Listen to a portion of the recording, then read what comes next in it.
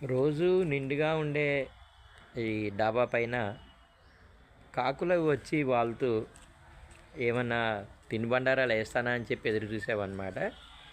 ఈరోజు ఎందుకో మరి కోపం పట్టాయో స్ట్రైక్ చేస్తున్నాయో కానీ ఉదయం నుంచి ఒక్కటంటే ఒక్క కాకి కానీ ఒక్క పక్షి కానీ వచ్చి నిలబడలేదండి. ఇక్కడ చూడండి, చాలా చాలా వేసాను నేను ఇక్కడ. ఇవే ఎక్కువ ఇష్టంగా తింటుంటాయి అన్నమాట. తింటుంటాయని చెప్పి కొనుక్కొని వచ్చాను. ప్లస్ ఇంకా చాలా తినుబండారాలు కూడా వేసాను.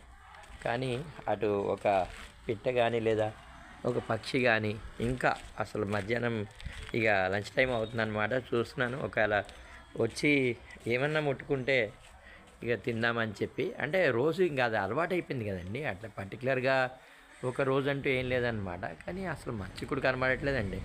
అంటే బలగం సినిమా చూసిన తర్వాత అనిపిస్తుంది అన్నమాట. అట్లా అంటే పక్షి ముడితే బాగుండు అని చెప్పి. అంటే నిన్న ఒకటి ఇన్సిడెంట్ కూడా అయిందండి.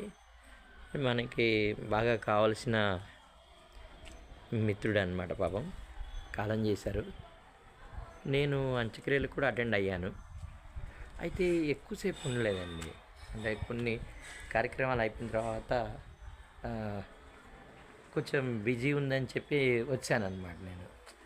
అలా ఏమన్నా కోపగించుకున్నాయా అని చెప్పి కూడా నాకు అనిపిస్తుందండి. యాక్చువల్గా అక్కడ కాకికి పెట్టడానికి కూడా వెళ్ళినట్టున్నారు. అప్పుడు నేను లేను ఆ టైంకి. అంటే కావచ్చులేండి, మరి ఇంకా ఏమన్నా నమ్మే వాళ్ళు నమ్ముతారు. ఇంత మిత్రుడిని నన్ను వదిలిపెట్టి నాకంటే బిజీయా, కనీసం ఈ మూమెంట్లో కూడా నాకు టైం ఇవ్వా అని నన్ను ప్రశ్నిస్తున్నట్టయితే నాకు అనిపిస్తూ ఉందండి. కొద్దిసేపు ఉండుంటే బాగుండేదేమో మరి. కానీ మరి ఎందుకో వెళ్ళిపోయానండి నేను. అంటే బాధలోనే కావచ్చు, లేదా బిజీ వల్ల అని చెప్తానండి. నేను బిజీ కావచ్చు అంటే వెళ్ళిపోయాను అనమాట సగంలోని. మిత్రుడండి, మంచి చాలా ఏళ్ళ పాటు మిత్రత్వం, దాదాపు 20 ఏళ్ళ మిత్రత్వం. ఏంటోనండి, ఈ బిజీ అనే మాటకి ఇంకా నాకు అర్థం అనేది ఉండదు అనిపిస్తుందండి. ఏ బిజీ, ఎందుకు బిజీ అండి? అవసరమైన సమయంలో కూడా మనం లేకపోతే ఇంతే. ఈరోజు పక్షి చెప్పే పాఠం అయితే నాకు బాగానే తెలిసిందండి. ఎంత చూడండి, అసలు ఇలా ఇలా మరమరాలు తీసుకొచ్చి పెట్టాను. అస్సలు టచ్ కూడా వేయలేదండి. టచ్ చేస్తాయని చెప్పి చూస్తున్నాను నేను. మామూలుగా వస్తాయి కదండి, పిట్టలాగా వస్తాయి కదా, అవి కూడా అసలు ఈరోజైతే నీ గుణపాఠం చెప్పాల్సిందే అన్నట్టు ఉన్నాడు మొత్తం.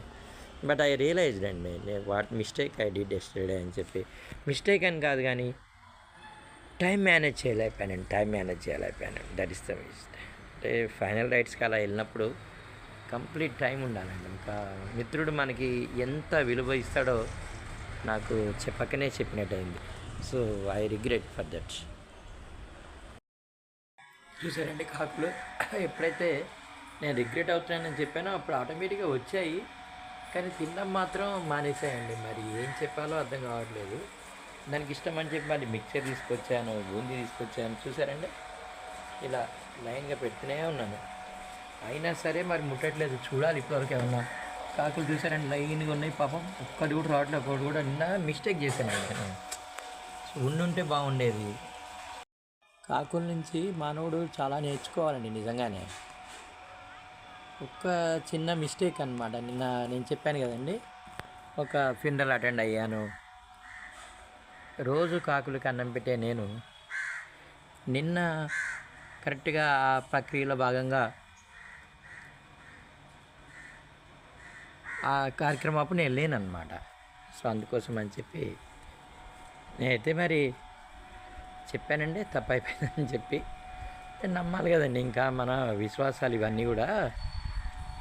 కాకి ముట్టడం ఇవన్నీ కూడా మనం చాలా సినిమాలు చూసాం. ప్లస్ ఏంటంటే హిందూ పురాణాల్లో కూడా మనం చూసినాం.